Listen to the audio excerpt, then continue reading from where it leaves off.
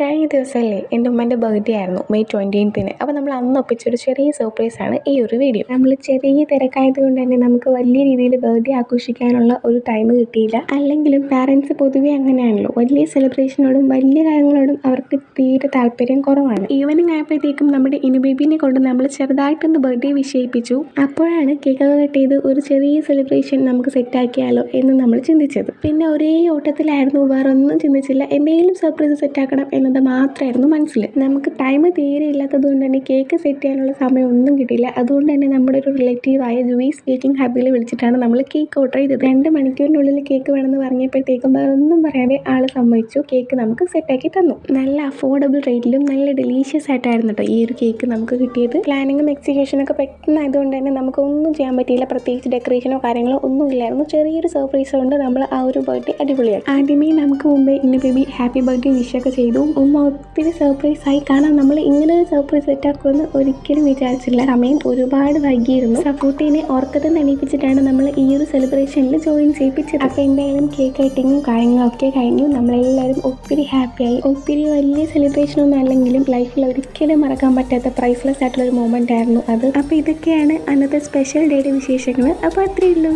By.